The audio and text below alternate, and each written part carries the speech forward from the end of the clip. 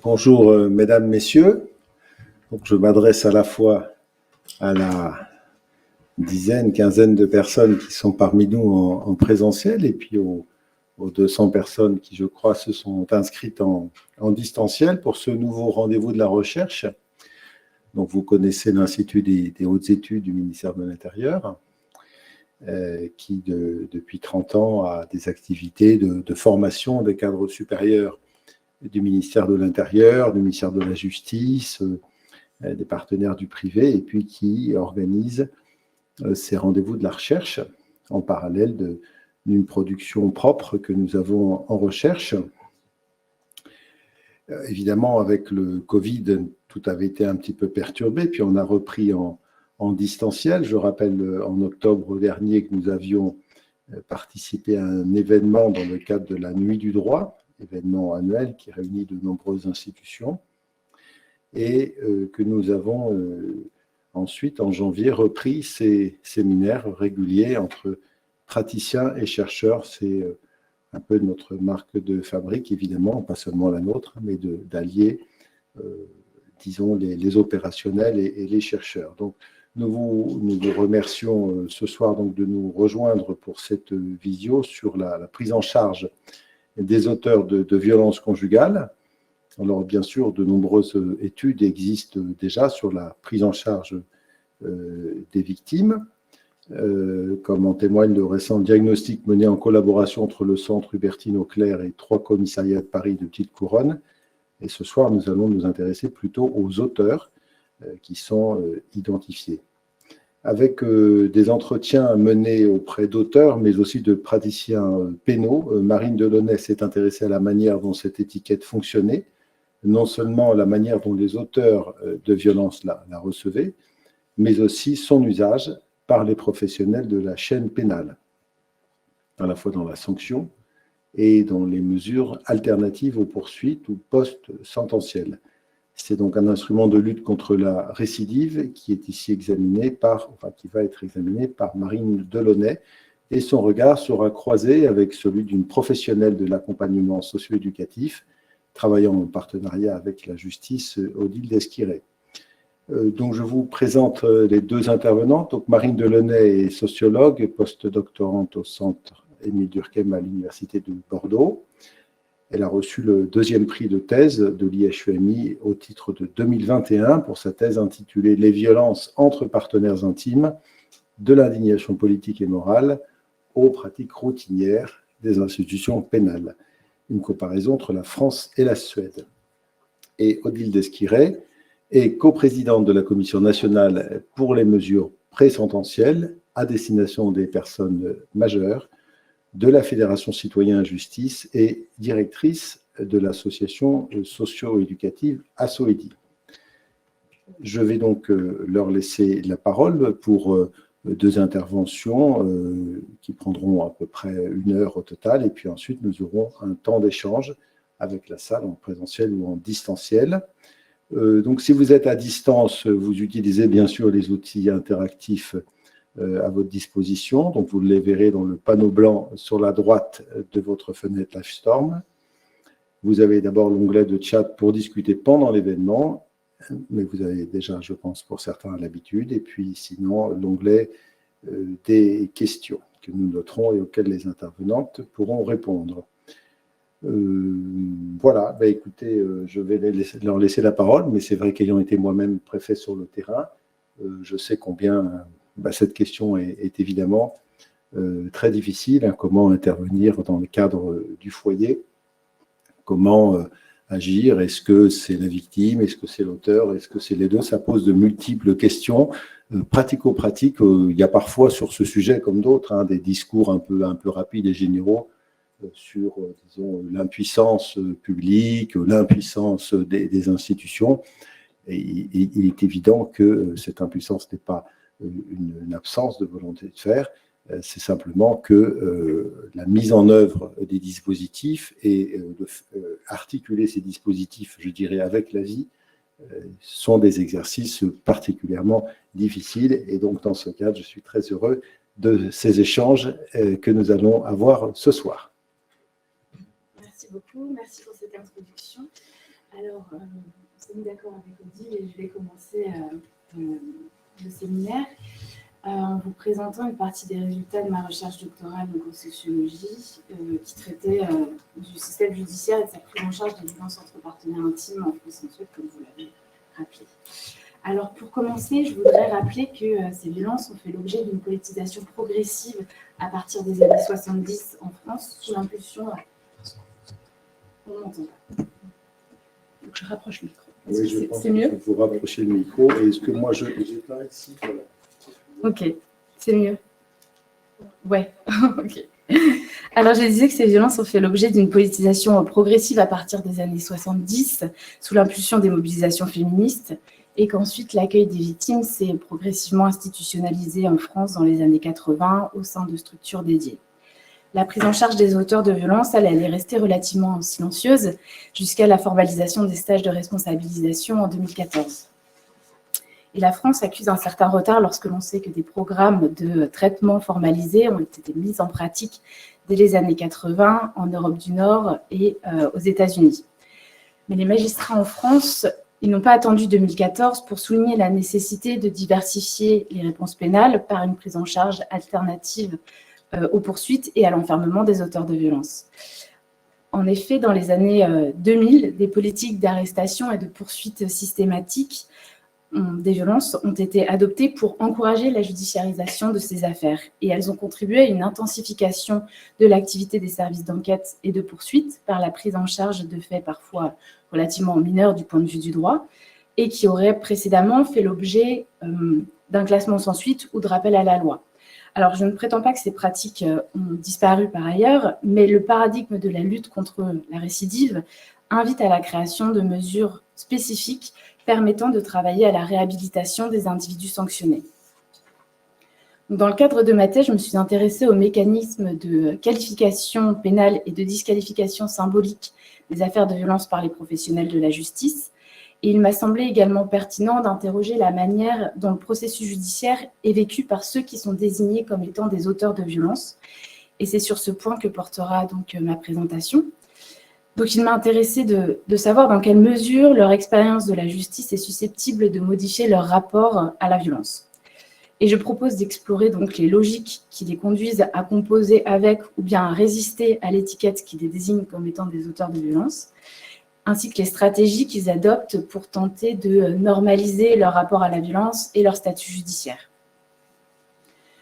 Pour cela, j'ai collecté les témoignages de 19 auteurs de violences à distance des faits et à l'issue de la procédure pénale, au cours de laquelle ils sont déjà amenés à faire le récit du passage à l'acte.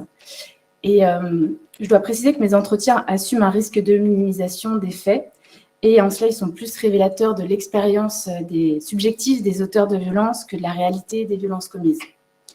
Et j'ai également observé plusieurs stages de responsabilisation au sein d'associations socio-judiciaires. Alors, je vais commencer avec les attitudes des auteurs de violences vis-à-vis de la procédure pénale. Donc, une partie des auteurs de violences que j'ai rencontrés fait le récit d'une forme de coopération stratégique avec les services de police et de gendarmerie. Et ils le font au prix d'un calcul rationnel des coûts et des bénéfices qu'ils en tirent. Donc, ils se plient aux injonctions des forces de l'ordre lors de l'arrestation et offrent des aveux qui facilitent le travail des enquêteurs, avec qui une forme de connivence peut alors s'installer. Et cette connivence, elle est l'occasion de proposer une définition de la situation selon laquelle ils n'ont rien du grand criminel, ils sont plutôt des individus ordinaires pris dans une situation exceptionnelle, voire des justiciables exemplaires. Donc c'est aussi l'occasion de minimiser les violences exercées et les conséquences sur les victimes. Je prends ici un exemple avec un extrait d'entretien conduit avec l'un d'entre eux qui me dit « J'ai pas cherché à nier. L'enquêteur m'a dit que j'étais honnête et franc et que c'était plutôt rare même. » Alors, au cours du séminaire, je mobiliserai un certain nombre d'extraits d'entretien comme celui-ci pour illustrer mon analyse. Certains extraits peuvent être éprouvants à entendre, notamment pour les personnes qui ont fait l'expérience des violences conjugales, mais je n'ai pas souhaité les censurer pour ne pas contribuer à l'occultation du problème ainsi qu'à la banalisation des violences. Et je crois que cette transparence, elle contribue aussi à visibiliser le travail d'accompagnement des auteurs de violences. C'est la raison pour laquelle j'ai maintenu mes extraits d'entretien. Donc, je reprends sur cette démarche coopérante. Celle-ci, elle se poursuit donc à l'audience correctionnelle par une adhésion aux règles procédurales. Donc, le déroulement de l'audience correctionnelle, il récompense ceux qui délèguent la gestion de leurs affaires à des avocats, en ce que ces dossiers sont jugés en priorité. Donc, l'avocat, lui, il contribue à limiter l'incohérence des récits, il souligne les aspects singuliers des situations, ce qui peut exercer une influence positive sur la sanction pénale. En outre, il est également une précieuse source de conseils pour ajuster l'attitude des justiciables aux attentes de l'audience. Donc, je cite encore une fois un extrait d'entretien ici, un auteur de violence qui me dit « Alors, l'avocat m'a conseillé d'aller voir une psy, ça passe toujours bien devant les juges, et il avait des arguments sur la famille, sur le fait que je suis croyant et tout ça. » Donc, ce mode d'arrangement avec le droit, et je renvoie ici à la typologie des rapports au droit de Patricia Hewick et Suzanne Sibley, ce mode d'arrangement au droit, il se révèle être une stratégie payante qui se manifeste par un alignement de leur définition de la situation à celle de la justice et donc une acceptation de la sanction pénale. La condamnation au stage de responsabilisation, elle est généralement vécue comme un soulagement par les auteurs de violences. Et je cite encore une fois l'un d'entre eux qui me dit « C'est pas cher payé, on n'est pas loin de la relaxe ». Alors, une autre partie des auteurs de violences que j'ai rencontrés ne développe pas une telle connivence avec le droit, mais s'inscrit davantage dans des formes de contestation de la légitimité de la justice à intervenir dans leur situation. Pour eux, l'arrestation, la garde à vue, le recueil de l'empreinte digitale et génétique, le passage à la barre lors de l'audience, tout cela constitue une cérémonie de dégradation de leur statut social. Donc, leur identité semble se réduire à cette seule infraction. Ils éprouvent des difficultés à distinguer ce qui relève de la routine standardisée ou de la procédure exceptionnelle dans le traitement qui est fait de leur cas. Et ils expriment ainsi le sentiment de subir le même régime que celui des véritables criminels. Je cite encore une fois ici un auteur de violence qui me disait donc ce qui m'a fait du mal, c'est quand la police est intervenue avec un fourgon de flics, me menotter dans mon salon, chez moi. Je travaille depuis 30 ans, je n'ai jamais oublié de dire bonjour à mes voisins, et d'un coup, j'étais un salaud.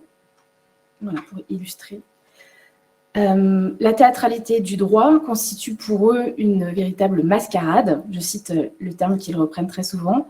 On peut l'interpréter en ce sens où se confrontent ici des rapports sociaux de classe et d'expertise entre les professionnels du droit et les justiciables. Donc, les premiers tiennent les seconds à distance par un ensemble de codes et de rituels qui ont vocation à incarner l'autorité du droit et à imposer un rapport hiérarchique.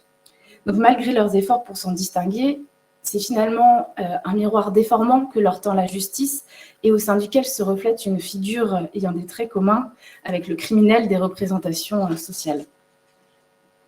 Donc, toujours dans cette posture d'opposition au droit, s'ils regrettent parfois de ne pas avoir eu l'opportunité de dénoncer les violences dont ils accusent leurs compagnes, ils expriment plus souvent un fort rejet de la judiciarisation. Donc, ils prétendent d'abord être animés par un désir de pacification qui les encourage à taire les violences dont ils auraient été victimes pour ne pas surenchérir et alourdir la procédure judiciaire. Ils considèrent ensuite que la violence qu'ils ont exercée est la conséquence des provocations de leurs compagnes.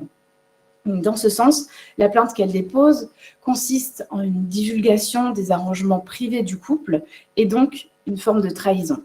Ils nient ainsi leur responsabilité dans la procédure pénale. Je cite ici un extrait d'entretien pour illustrer cette analyse. Donc, il me dit donc « Si ça se passe mal, c'est parce qu'elle aura voulu que ça se passe mal. Ce ne sera pas de ma faute. » Donc, une autre forme de trahison que Nadège Séverac qualifie de sociale cette fois-ci s'ajoute à la première, puisqu'ils estiment pâtir des politiques pénales volontaristes et servir d'exemple pour contrebalancer les représentations d'une justice longtemps perçue comme inopérante à traiter les violences conjugales. Donc, ils partagent la certitude selon laquelle les enquêteurs agiraient de manière arbitraire en insistant auprès de leur compagne pour qu'elle porte plainte. La féminisation de la justice entretient également une crainte de connivence entre les femmes victimes et les professionnels du droit. Et je cite ici un extrait d'entretien encore une fois. Il me dit donc « Ils étaient en pleine campagne contre les violences envers les femmes et je pense que ça n'a pas aidé parce que les préjugés, merci bien. De toute façon, ça ne m'étonne pas. Pendant tellement d'années, ils n'ont rien fait. Maintenant, ils se sentent obligés de rattraper le retard, de faire du chiffre, et tout le monde est coupable. Donc, ils présentent une attitude de résignation face à une justice qui ne reconnaîtrait pas leur statut de victime. La culture de la virilité de l'institution policière, dont des recherches ont montré qu'elle avait pu contribuer à freiner la prise en charge des victimes de violences, eh bien, cette culture de la virilité, elle est ici mobilisée au motif qu'elle empêcherait également les auteurs de violences, les hommes, pardon, à dénoncer les violences qu'ils subiraient de la part de leur compagne. Lapsus, pardon. Donc, les auteurs de violences ont le sentiment que la justice les décourage à l'idée de porter plainte. Ils sont d'ailleurs peu informés de leurs droits et des procédures dont ils ont fait l'objet. Et c'est souvent lors du stage de responsabilisation que leur trajectoire judiciaire s'éclaire, puisqu'ils y reçoivent généralement une formation accélérée aux procédures pénales. Donc voilà pour l'aperçu de l'ambivalence des rapports au droit entretenus par les auteurs de violences. Si je synthétise donc, leur proximité au droit est motivée par un objectif de contraste avec la figure du criminel. Et plus généralement, ils contestent la légitimité des dispositifs déployés pour leur cas qu'ils jugent excessifs.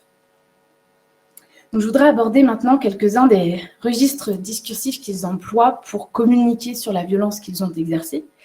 Et je commence avec leur description du contexte relationnel. Alors, ils se présentent généralement comme des partenaires exemplaires. Ils soulignent leur contribution aux tâches domestiques et nous font ainsi comprendre qu'ils ont adopté des arrangements conjugaux tout à fait modernes. Ils mentionnent le fait qu'ils sont favorables à l'émancipation des femmes et pour l'égalité des salaires, en précisant toutefois qu'il ne doit pas s'agir d'un renversement des rapports de pouvoir. Ils cherchent ainsi à se distinguer de la figure de l'homme violent qui puiserait sa légitimité dans un régime de type patriarcal. Et toutefois, c'est à eux que revient la charge de pourvoir aux ressources économiques et matérielles du ménage. Ce qui les conduit en fait à repérer un hiatus dans les aspirations conjugales et les arrangements de genre contemporains. Les interactions observées au cours d'un stage de responsabilisation illustrent cette analyse. Ils élaboraient à cette occasion de manière collective le raisonnement selon lequel, et je cite, « Ils sont des chevaliers, mais les filles ne sont plus des princesses ». Alors, le sens de cette formule, elle consiste à souligner qu'ils estiment que leur contribution au ménage ne leur assure plus ni la reconnaissance, ni la fidélité de leur compagne. Et par exemple, l'un d'eux précisait le problème qu'elle a pour moi, c'est qu'elle veut un mec macho, mais qui fasse le ménage, le repassage et le bricolage. » Donc, les injonctions de genre seraient désormais, pour eux, contradictoires, éprouvantes, inconciliables, en conséquence de quoi les femmes auraient développé une insatisfaction chronique à leur égard. Ils construisent ici une féminité hégémonique, exigeante, bien que dépendante, voire même infantilisée en fait sur un plan économique, et qui s'accompagne d'une autre figure également récurrente, qui est celle de la compagne immature sur un plan affectif. Donc leur compagne entretiendrait des interactions souvent ambiguës avec les hommes de manière générale, et le souligner leur permet d'inscrire les tensions et les violences dans une économie générale non restreinte à la conjugalité et également de leur attribuer la responsabilité des violences. En plus de ça, ça banalise la violence qu'ils ont exercée à leur encontre. Et pour illustrer cette analyse, je cite encore un extrait. Donc, cet auteur de violence me disait « Son père, elle ne l'a jamais vraiment connu. Et moi, je le ressens, elle est vraiment à la recherche d'un père. C'est comme si j'étais son père et qu'elle faisait sa crise d'adolescence. » Pour terminer sur les rapports conjugaux, ils évoquent très fréquemment leur sexualité comme un indicateur fiable de la santé de leur relation. Alors celle-ci peut être, selon leurs propos, tout à fait normale ou passionnelle, et dans ces cas-là, elle est souvent compensatrice en cas de dispute. Elle peut être aussi inexistante et donc reconnue comme étant problématique, voire objet d'adultère, de jalousie et à terme de violence. Après le contexte, donc, le passage à l'acte. De manière générale, encore une fois, le terme de violence est évité, ce que j'interprète comme étant une stratégie de banalisation, de minimisation des faits. Il est fréquent qu'ils évoquent des doutes quant à la pertinence de leur participation à ma recherche, tandis qu'ils ont pourtant été convoqués au stage de responsabilisation, puisque c'est là-bas que je les ai rencontrés. Donc, je prends un exemple ici avec un extrait particulièrement significatif, je crois. Cet homme me confie au démarrage de l'entretien, je cite, « Mon profil ne vous intéressera pas. C'est pas vraiment des violences. Disons que j'ai pété le nez de ma femme. Enfin, dévier serait plus exact. J'ai pas tapé comme un sourd non plus, c'était la paume de la main et c'était par accident.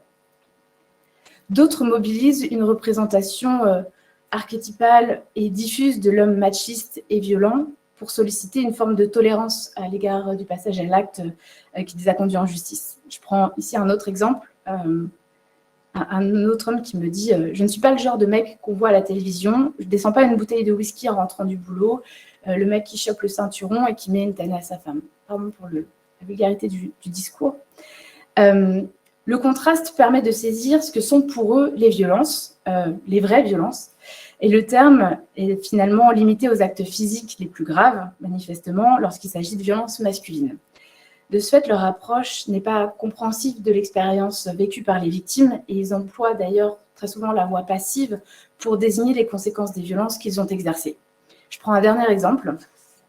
Un auteur de violence qui me raconte donc je lui ai tiré les cheveux, je l'ai poussé. Donc jusqu'ici, on est sur la voix active et il poursuit. Mais elle est tombée sur le canapé et à côté du canapé, il y avait une table et donc elle s'est mis un coup et voilà. Mais moi, je n'ai pas porté de coup. Lorsque les violences des femmes sont évoquées, elles, en revanche, les violences psychologiques intègrent leur définition des violences conjugales. Et d'ailleurs, la présence, qu'en nette infériorité numérique, de femmes sanctionnées au cours des stages de responsabilité, eh bien, cette présence a tendance à les conforter dans l'idée selon laquelle les violences conjugales ont un caractère réciproque. Les stagiaires masculins donc, projettent sur elles la figure de leur compagne, dans la mesure où ils considèrent que la responsabilité des violences est partagée, ils estiment que ces dernières auraient dû être sanctionnées à leur côté au cours du stage de responsabilité.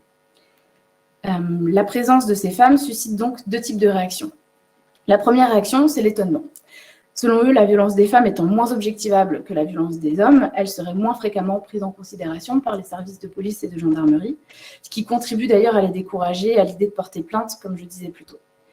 La seconde réaction, c'est que la présence de ces femmes est valorisée par les hommes. Ces femmes un peu transfuges parce que sanctionnées par la justice, les confortent dans l'idée que la dimension genrée des rôles d'auteurs et de victimes est de nature contingente et que la problématique des violences conjugales est finalement plus relationnelle que structurelle. Pour donner un exemple de cette valorisation, au cours d'un stage de responsabilité, l'un des stagiaires disait, en désignant une femme présente, « Elle est là parce qu'elle est honnête et je la félicite. » Pour illustrer rapidement. Alors, la violence n'étant pas un état permanent, elle suppose une renormalisation qui implique de donner un sens a posteriori au passage à l'acte, c'est-à-dire de l'intégrer comme un événement au sein de leur trajectoire biographique. Les auteurs de violences se distinguent ici en deux groupes, selon qu'ils présentent les violences comme une rupture dans leur trajectoire biographique ou selon que les violences illustrent une certaine forme de continuité relative à leur personnalité sociale et judiciaire. Donc, dans le premier groupe, la rupture biographique, elle est circonscrite à un contexte relationnel particulier, non généralisable. Le passage à l'acte, il est présenté comme un choix contraint qui intervient dans une configuration spécifique, non reproductible, ce qui permet de penser qu'ils ne sont pas par nature des hommes violents. La violence, elle contraste avec l'homme ordinaire qu'ils sont habituellement et elle correspond donc à une situation hors norme, à un temps de crise. Et la séparation suffit donc à préserver du risque de réitération des violences. Le second groupe, lui, mobilise des arguments plus équivoques. Le passage à l'acte paraît moins inattendu au regard de leur trajectoire biographique, qui est déjà marquée par diverses infractions, ainsi qu'au regard de leur personnalité. Donc, je vous donne un exemple avec un auteur de violence qui me dit donc « Il y a un truc qui est compliqué pour moi à gérer, c'est dans le lit, déjà au réveil, si on m'agresse le matin, je peux piquer. Mais alors là, avec l'alcool… » et il laisse la phrase en suspension. Dans ce témoignage, la violence agit comme une prédisposition qui serait susceptible de ressurgir en cas de provocation ou de ce qu'ils interprètent comme étant de la provocation. Et ce dispositif discursif, il permet de banaliser le passage à l'acte en suggérant que leurs compagnes composaient avec cette part de leur identité de manière éclairée et consentie. Donc, en d'autres termes, il suggère qu'elles étaient tout à fait conscientes des risques de faire l'expérience de violence conjugale en vivant avec eux, Et ce faisant, ils se reconnaissent eux-mêmes comme étant des auteurs de violences. Mais alors, une telle confession n'est pas tout à fait désintéressée, puisqu'elle leur offre l'opportunité de valoriser leur responsabilisation en marquant le contraste entre leur impulsivité et le contrôle qu'ils exercent désormais sur leurs émotions. La judiciarisation de leur violence, elle est à ce moment-là présentée comme une épreuve de conscientisation traversée avec succès. Et donc, je prends encore un exemple pour illustrer cette analyse. L'un d'entre eux qui me dit donc « Cette violence, même si je l'ai au fond de moi, j'essaye de beaucoup plus me demander ce qui vaut la peine de ce qui ne vaut plus la peine. » Une forme de conscientisation. Pour terminer, les violences sont finalement présentées comme un phénomène social incontournable. Donc la dimension collective de l'expérience, qui est entretenue par la prise en charge groupale, a des vertus tranquillisantes. Ces violences sont dotées d'une envergure sociale, mais également naturalisantes. Et je prends encore un exemple pour l'illustrer. L'un d'entre eux qui me dit donc « On est tous amenés à mettre une tarte à quelqu'un un jour. Si ça ne vous est pas arrivé, ça va venir, c'est obligé. On est des êtres vivants, on est des animaux. Au niveau des sentiments, des émotions, de la violence, du danger, on réagit pareil à un rat ou à un chien. » Donc je précise que cette présentation succincte n'épuise pas le répertoire des registres discursifs avec lesquels ces auteurs de violences racontent le contexte, le passage à l'acte et la situation post-sententielle. Je partage juste ici un aperçu des représentations de ces justiciables et quelques pistes d'analyse sociologique pour les déconstruire. En conclusion, donc, si je reprends ma question de départ qui consistait à interroger les effets de la procédure pénale sur le rapport à la violence de leurs auteurs, les résultats sont nuancés. Alors, il ne s'agit pas de qualifier l'intervention sociale et pénale, mais d'éclairer le sens de cette expérience pour les auteurs. Donc, s'agissant de l'ambition de transformation des représentations et des comportements, on peut être mesuré dans le sens où leurs discours tendent à minimiser leurs responsabilités et qu'ils font preuve de peu d'empathie envers leurs compagnes. Le groupe a même tendance parfois à renforcer une posture de victimisation, et ce alors que les entretiens ont été conduits à l'issue de la procédure judiciaire, je le rappelle ici. En revanche, il semble avoir adopté l'idée selon laquelle les violences conjugales sont marquées d'une indignation morale. Mais ils entretiennent un système de valeurs qui pondère l'interdit social et relativise leur situation comme tenant de l'exceptionnel. Donc pour illustrer cela, je ne résiste pas à la fait de partager un dernier extrait d'entretien avec vous. Cet auteur de violence qui me dit donc je ne dis pas que c'est bien de taper les femmes ou les autres, et c'est pas pour me dédouaner, mais dans les circonstances que j'ai affrontées, je mets quiconque au défi de réagir différemment. Mes analyses, elles rejoignent celles d'autres chercheurs dont je pourrais communiquer les références au cours du débat, qui observent la permanence d'un discours stigmatisant envers les femmes dans les groupes de parole similaires à ceux que j'ai observés. Ensuite, mes données ne me permettent pas d'anticiper les effets de la procédure pénale sur les taux de récidive, qui est une autre ambition de ces dispositifs, puisque les taux de récidive sont généralement admis comme étant des indicateurs pertinents de l'efficacité des sanctions pénales, mais leur fiabilité pose question et soulève un certain nombre d'angles morts. D'abord parce qu'ils sont fonction des modes d'enregistrement et de gestion du flux des procédures, et en cela, ils sont susceptibles de présenter un certain nombre de biais. Ensuite, ils ne permettent pas de considérer les changements de comportement à caractère sexiste à l'égard des femmes de manière générale. Et enfin, l'expérience de judiciarisation des violences subies peut être un facteur de découragement à la perspective de réactiver le processus judiciaire par une même victime. Donc les taux de récidive légale nous disent finalement plus de choses de l'expérience de la justice vécue par les victimes que des transformations réelles de l'attitude des auteurs de violences. Et en dépit de ces limites, le dispositif de prise en charge groupale comporte d'autres vertus.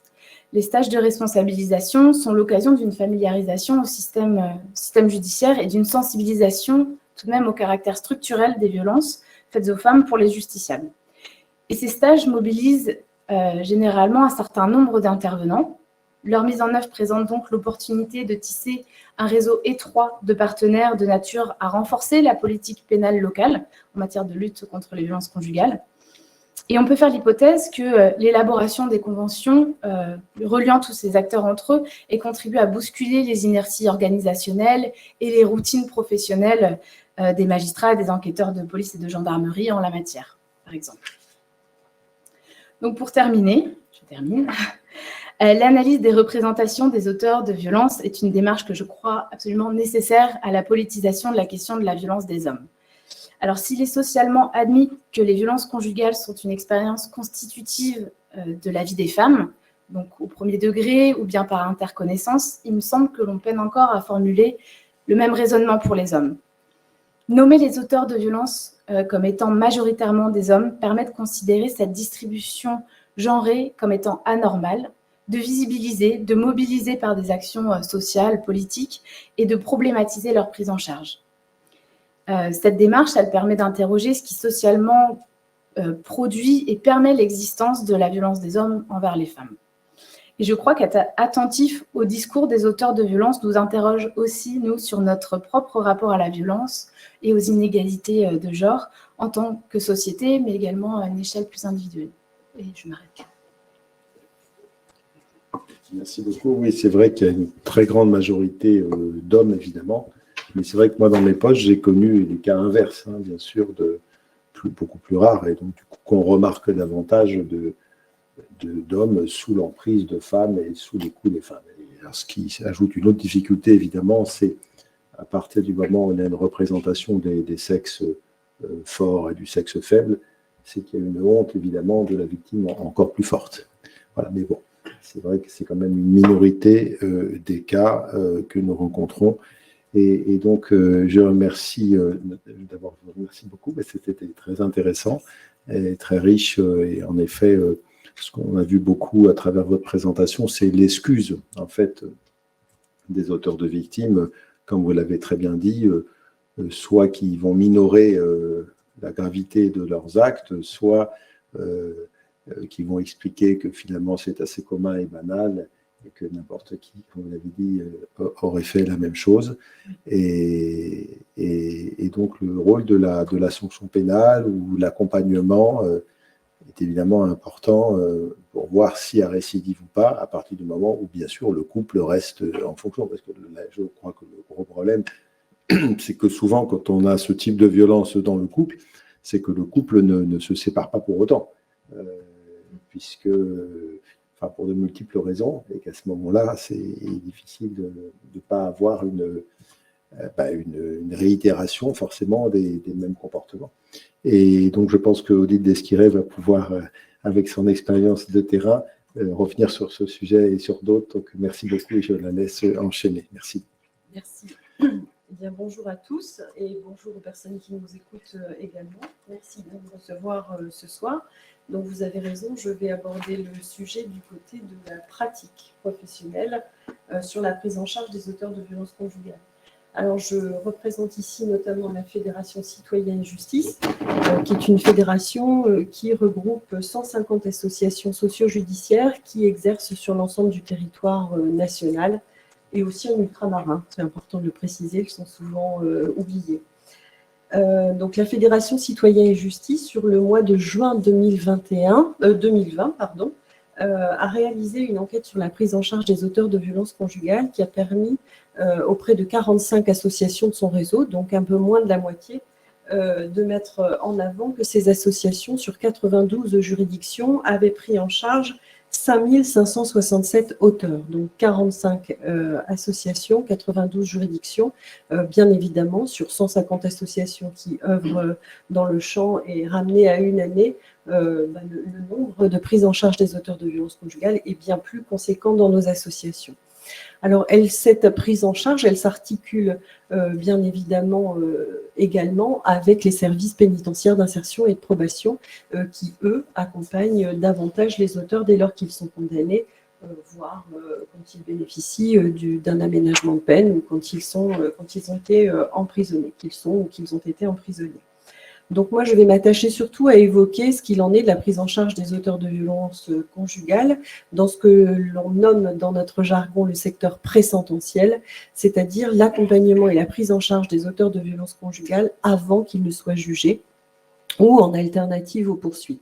Nous avons, j'y reviendrai très rapidement, de l'accompagnement aussi en post-sententiel, c'est-à-dire après la condamnation, mais la majorité des personnes que l'on accompagne, des auteurs de violences conjugales que l'on accompagne, on les accompagne dans le cadre du temps pré-sententiel. Alors, très rapidement, je vais vous parler, je vais vous présenter mon intervention. J'aborderai un premier point sur les stages, dont Marine a déjà bien parlé, et où je retrouve bien aussi le profil des auteurs que nous recevons. Et puis, dans un second temps, j'aborderai la question du contrôle judiciaire, qui, lui, est un temps plus long de prise en charge et d'accompagnement, et je ferai un focus sur le groupe de parole qui s'est mis en place au sein de nombreuses associations chez nous, même si j'entends toutes les réserves de Marine sur la prise en charge groupale des auteurs de violences conjugales.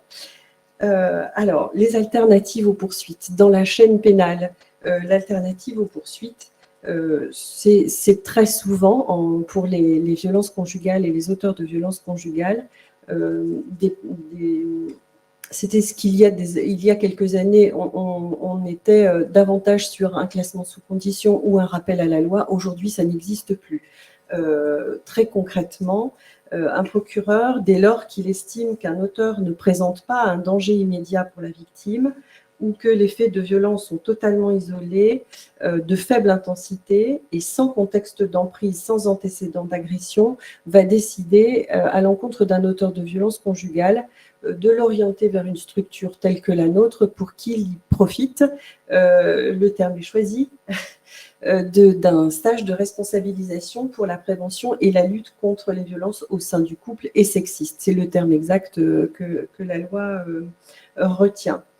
Alors, il faut savoir que ces stages sont en constante augmentation depuis de nombreuses années, instaurés en 2014, et depuis le Grenelle, ils ont littéralement explosé, à savoir que, je vais prendre l'exemple de l'association que je dirige. En 2020, nous avions eu 261 orientations sur ces stages.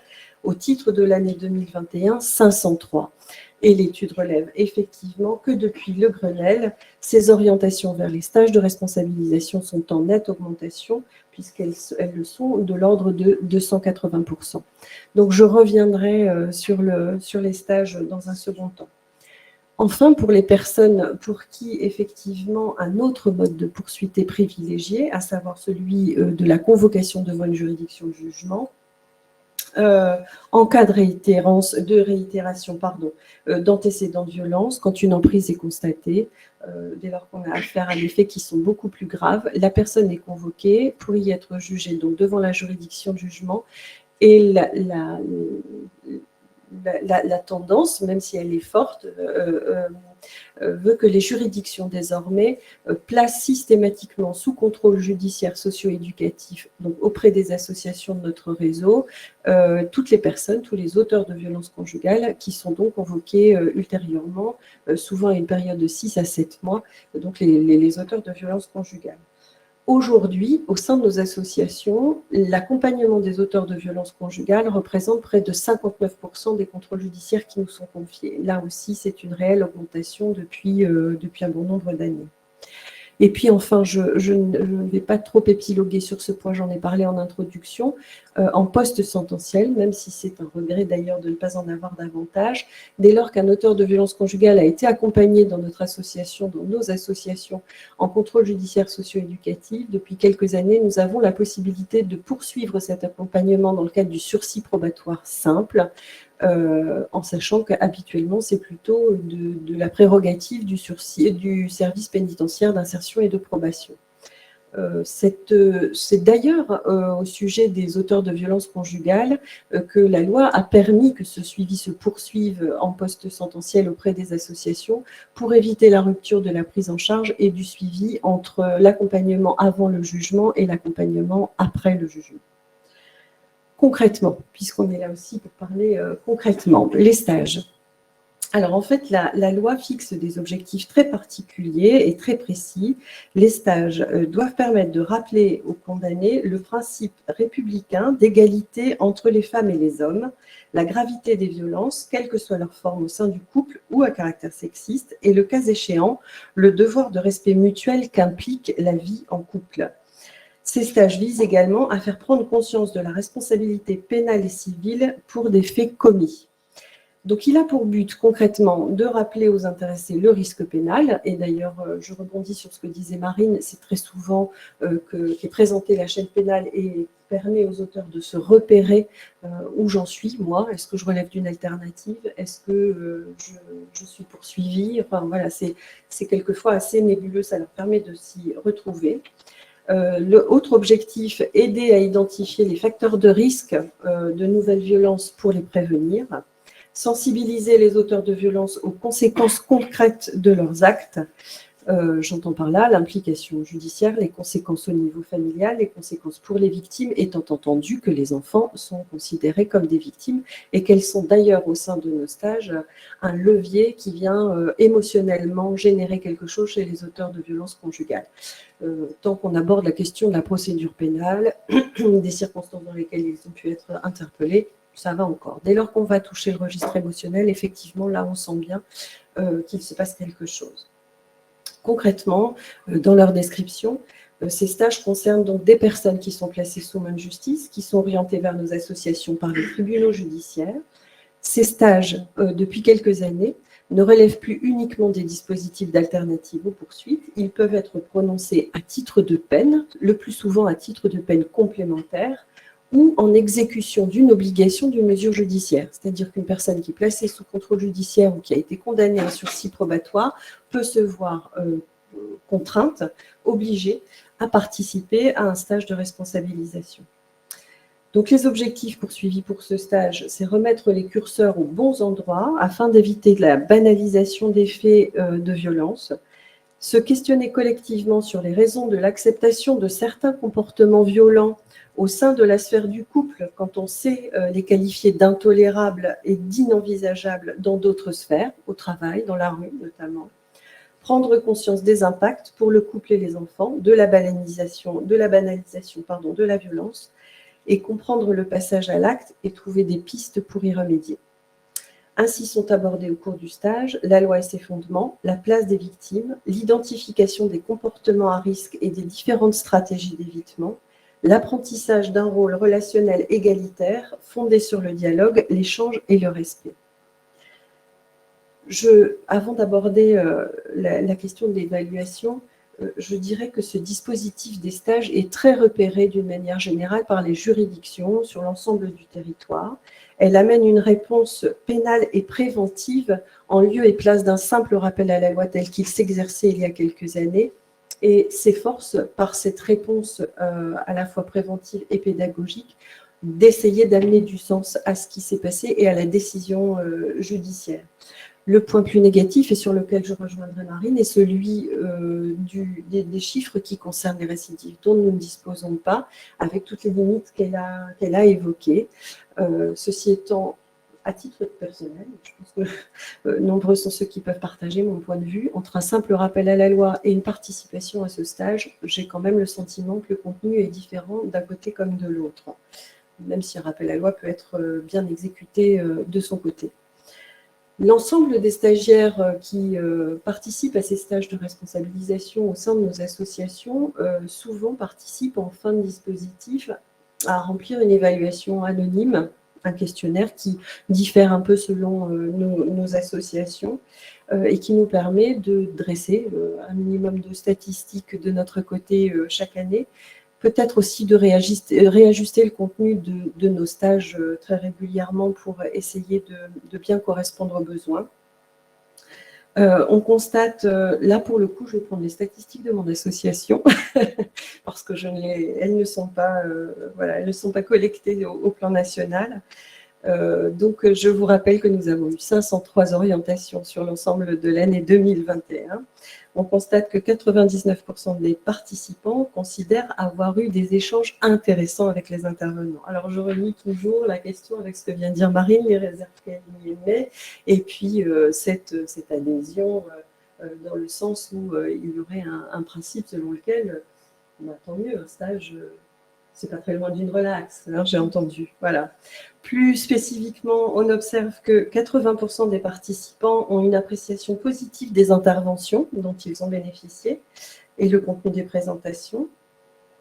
et qu'ils reconnaissent possiblement des compétences, des connaissances et apprécient l'attitude des intervenants. J'y reviendrai dans un second temps sur cette attitude des intervenants. 86% des participants estiment avoir obtenu suffisamment d'informations et de réponses à leurs questions lors du stage et 14% indiquent n'en avoir eu que partiellement. Contrairement aux 7% des stagiaires qui jugent que ce stage n'aura aucune incidence sur leur vie future, 86% des participants pensent que ce stage aura une répercussion sur leur vision des relations et leur vie de couple. Alors, la prise en charge par les auteurs de violences conjugales de leur comportement violent, on l'a vu, hein, elle est parfois compliquée et il est difficile de forcer une personne à changer. Si la pénalisation des violences est nécessaire, elle doit s'accompagner de façon systématique d'une aide à la conscientisation afin d'amorcer un processus de changement qui relèverait idéalement d'un choix plus personnel que d'une contrainte. Bien évidemment, nous avons majoritairement des personnes qui viennent vers nous parce qu'elles y sont contraintes par la justice.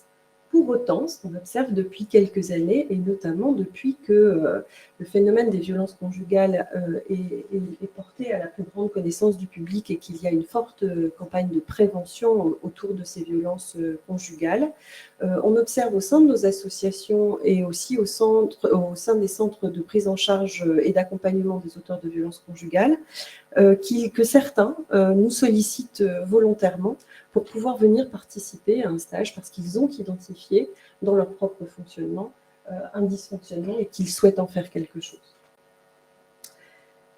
L'hypothèse est que la crainte d'être jugé freine aussi ces démarches volontaires et qu'un positionnement bienveillant et non-jugement facilite la mise au travail, la responsabilisation, voire la mise en place des soins. Je veux dire par là, je reviens sur le propos selon lequel 86% des participants avaient avaient apprécié l'attitude des intervenants lors des stages.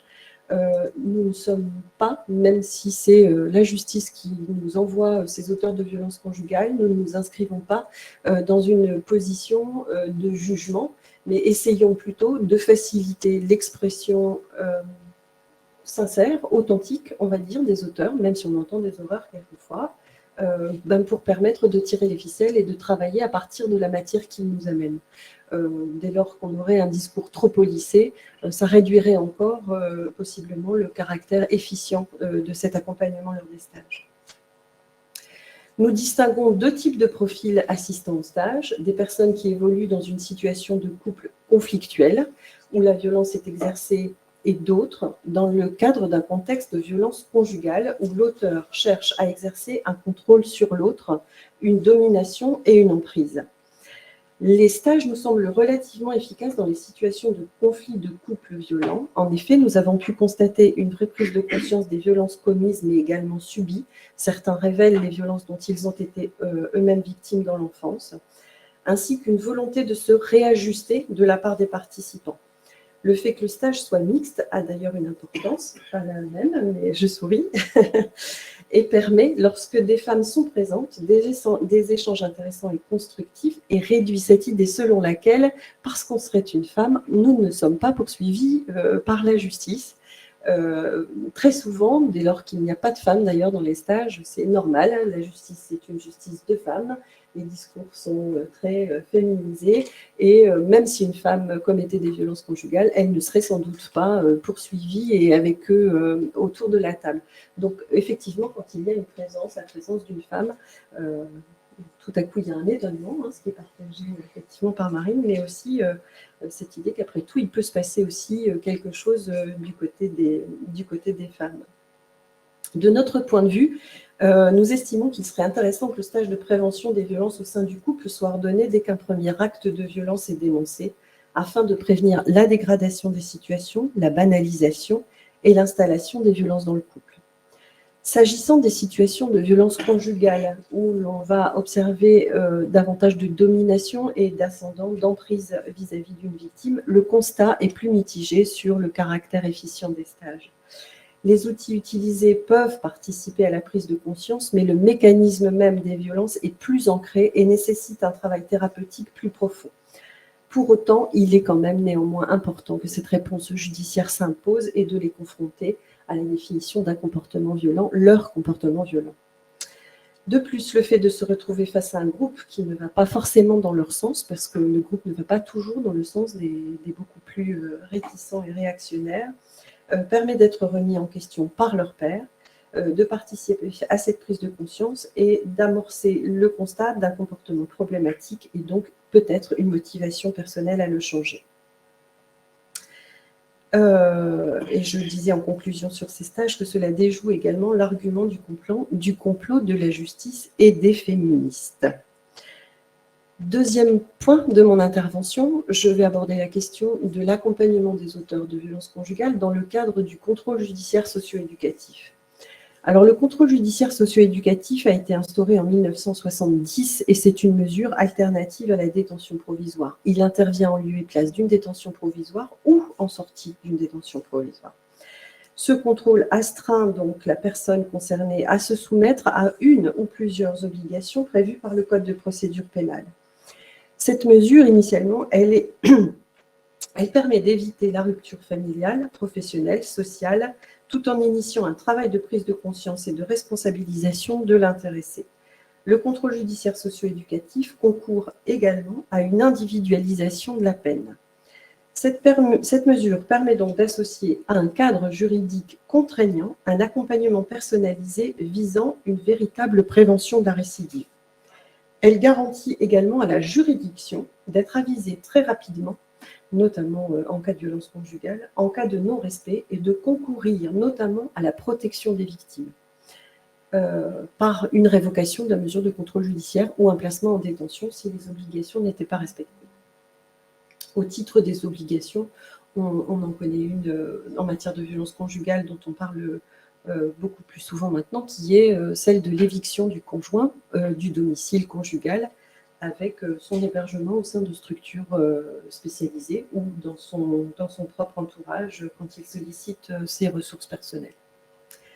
En matière d'accompagnement d'auteurs de violences conjugales, je vais essayer de vous décrire un petit peu comment se passe le contenu. Donc déjà, en amont du contrôle judiciaire, souvent nos associations ont réalisé ce qu'on appelle une enquête sociale rapide au moment où la personne est présentée au tribunal.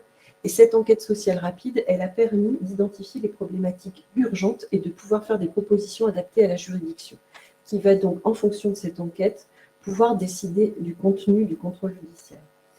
Donc, on prend en charge la personne qui est placée sous contrôle judiciaire dès le début de la mesure, voire on l'accompagne sur les structures d'hébergement dès lors qu'elle bénéficie d'un dispositif d'éviction du conjoint violent.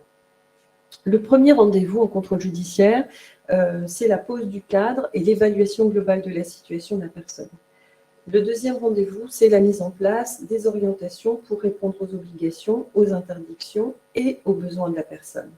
Le positionnement sur le groupe de parole, dont je vous reparlerai ensuite, ou sur un stage dès lors qu'il a été ordonné en termes d'obligation, mais également l'orientation vers des structures, des consultations spécialisées. On évoque aussi beaucoup par là la question de l'addictologie, puisque c'est un des facteurs que l'on retrouve prioritairement dans le cadre des passages à l'acte, notamment surtout dans le cadre des violences conjugales, mais aussi la santé mentale. Nous allons ensuite rencontrer, durant toute la mesure de contrôle judiciaire, la personne à un rythme d'une fois tous les 15 jours. Le premier travail va être d'inciter la personne à être actrice d'un procédure de changement, tout en veillant au respect des obligations et des interdictions. Dès lors que ces obligations et ces interdits sont respectés, tout l'enjeu, l'essai qu'il va falloir transformer pour les professionnels de nos associations et de permettre à cet auteur de violence conjugale de quitter une position bien souvent victimaire dans les premiers temps de la mesure pour gagner une forme de compréhension et de responsabilisation au regard des faits qui ont été commis et qui devront être jugés.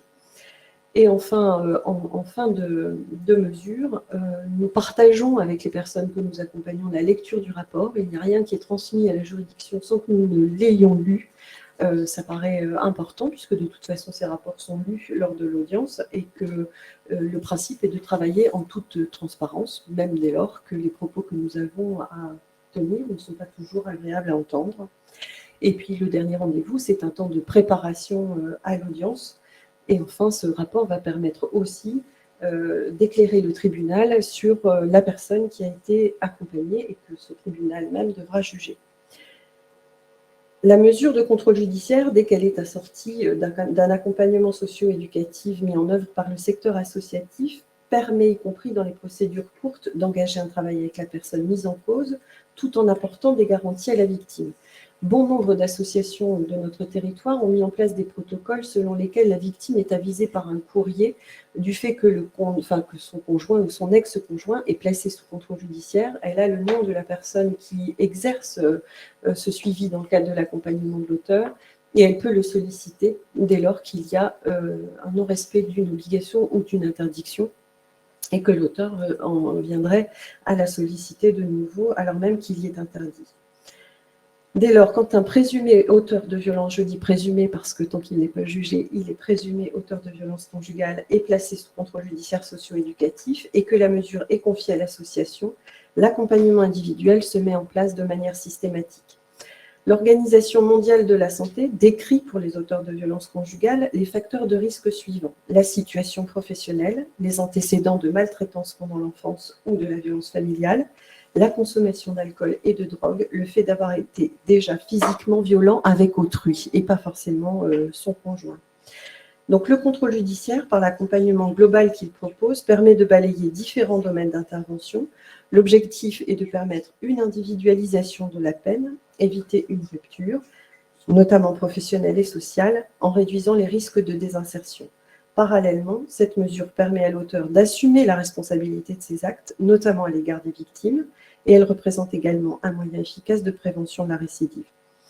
La personne mise en cause peut donc cumuler à la fois une prise en charge individuelle et une prise en charge de type groupal quand elle est astreinte à participer à un stage ou un groupe de parole durant le temps de la mesure judiciaire avant son jugement. Voilà pour le contrôle judiciaire. Je voudrais juste faire un focus avant de conclure sur un outil qui a été mis en place par les associations de notre réseau et qui est donc le groupe de parole. Nous le distinguons du stage de prévention et de responsabilisation en ce sens qu'il va contraindre les auteurs de violences conjugales à participer durant le temps de leur mesure et tout le temps de leur mesure à un groupe de parole où j'ai l'habitude de dire qu'il va falloir mouiller un peu la chemise. Il ne s'agit pas que d'un stage où on élabore collectivement la définition d'une violence conjugale, on se repère dans une chaîne pénale et on voit un peu de quelle manière un contexte a pu favoriser le passage à l'acte violent. Là, les auteurs vont être accompagnés par une psychologue et une professionnelle des associations et ils vont devoir aborder la question de leur propre situation et démonter ensemble et avec leurs pairs quels sont leurs propres mécanismes. Donc ces groupes de parole de lutte contre les violences sont donc à visée thérapeutique et ils sont d'ailleurs reconnus très souvent par les magistrats comme pouvant répondre à l'obligation de soins qui est faite à l'auteur de violences conjugales. Cette action s'inscrit donc dans une approche transversale de l'accompagnement des auteurs, avec pour objectif la mise en sécurité de l'ensemble des protagonistes, les victimes, la société, les auteurs eux-mêmes. En effet, répondre efficacement à la violence conjugale suppose aussi d'essayer de prévenir sa réitération par une prise en charge adéquate des auteurs. Les objectifs concrets de ces groupes sont donc la responsabilisation, la lutte contre la récidive, l'aide à la gestion des affects et des émotions, favoriser la communication, identifier les situations pouvant entraîner un passage à l'acte et trouver des stratégies d'évitement. Ces groupes permettent de se confronter au regard des autres ainsi qu'à leur vécu, tendant à lever le secret et permettre une prise de conscience. Cette amorce de réflexion autour du recours aux différentes formes de violence ainsi qu'aux bénéfices de la violence vise la modification durable du comportement violent lui-même. La place et le retentissement sur les victimes directes comme indirectes permet le changement de paradigme progressivement et ainsi prévient la réitération des faits. Les auteurs peuvent fréquenter le groupe tout au long de la durée de leur contrôle judiciaire, mais aussi de leur sursis probatoire quand ils sont encore accompagnés par l'association, et donc y demeurer en poste sententiel. Le groupe répond, comme je le disais, à l'obligation de soins psychologiques ordonnée par les magistrats. Les bénéficiaires peuvent également s'y inscrire volontairement, même s'ils n'en ont pas l'obligation judiciaire, dès lors qu'ils sont suivis par l'association ou dans le cadre d'une mesure contrainte. Il s'agit lors du temps de chacun passer dans le groupe de pouvoir écouter les autres et d'en tirer les éléments identifiables à sa propre histoire. Et ce jeu de miroir permet de pouvoir se sentir moins seul, mais surtout d'adopter une nouvelle perspective vis-à-vis des violences commises. L'expression de la parole a pour objectif également de comprendre les dysfonctionnements psychologiques, mais également de couples ayant abouti aux violences, cette expression s'aidant par le biais de thématiques telles que le couple et ses limites, les attentes, la responsabilité individuelle au sein du couple, la violence verbale, physique, physique mais autre, parce que le groupe participe aussi à élaborer une définition de la violence conjugale et à dépasser ce que Marine évoquait tout à l'heure, dès lors qu'il n'y a pas de coups qui sont portés, il n'y a pas de violence. C'est un discours que l'on entend très fréquemment. Le positionnement face aux enfants, et puis la capacité de se projeter après le jugement, seul ou en couple. Seul quelquefois, et en couple, comme vous le disiez d'ailleurs, puisque violence conjugale ne suppose pas une séparation systématique. L'effet thérapeutique peut avoir lieu également dans le soutien à l'autre au sein du groupe, dans l'empathie trouvée dans les histoires évoquées pour chacun, même si ça leur permet quelquefois de relativiser leur propre histoire. L'expression de l'anxiété face à la justice et comment y faire face, la confrontation à la réalité pour ensuite réfléchir à des orientations qu'ils pourront trouver dans le but de gagner un apaisement, notamment de la situation conjugale. Voilà pour ce focus sur le groupe de parole. Je souhaiterais conclure en disant que cette thématique des violences conjugales et la prise en charge des auteurs de violences conjugales a fait l'objet d'un net changement ces dernières années, encore plus depuis le Grenelle sur les violences qui sont faites aux femmes. Nos associations aujourd'hui accompagnent beaucoup d'auteurs de violences conjugales. Il n'y a pas de baguette magique, même si j'espère vous avoir un peu convaincu sur notre mobilisation autour de l'accompagnement et de leur suivi. Et puis vous rappeler aussi, parce que c'est assez étonnant, mais de fait, pendant le premier confinement de notre pandémie au Covid-19, s'est mis en place un numéro d'appel national à destination des auteurs de violences conjugales. Ce numéro leur a été dédié, il a été mis en place en avril 2020, dans le but de leur éviter que les tensions au sein du couple ou de la famille ne s'aggravent pendant la période de confinement et pour pouvoir être possiblement mis en relation avec des psychologues. Donc c'est aussi pour nous un réel tournant parce qu'il y a quelques années, la simple idée d'accompagner des auteurs de violences conjugales était très sensible, je vais dire les choses comme ça. Aujourd'hui, si on veut, en termes de prévention, prendre soin des victimes, on sait que ça passe aussi par l'accompagnement des auteurs. Et puis enfin rappeler que depuis fin 2019, dans toutes les régions de France, y compris en Île-de-France, puisque nous sommes en Île-de-France, différentes associations ont répondu à un appel à projet par le ministère Égalité Hommes-Femmes et des centres ont été créés, des centres de prise en charge des auteurs de violences conjugales. Ces centres recensent les différents dispositifs qui existent, reçoivent, prennent en charge, orientent des demandes, orientent aussi sur des évictions de conjoints violents, mais répondent à tout auteur qui les solliciterait volontairement et hors cadre judiciaire. Je vous remercie de votre écoute. Voilà, merci beaucoup de nous avoir donné ce regard de terrain et ce travail dans les stages.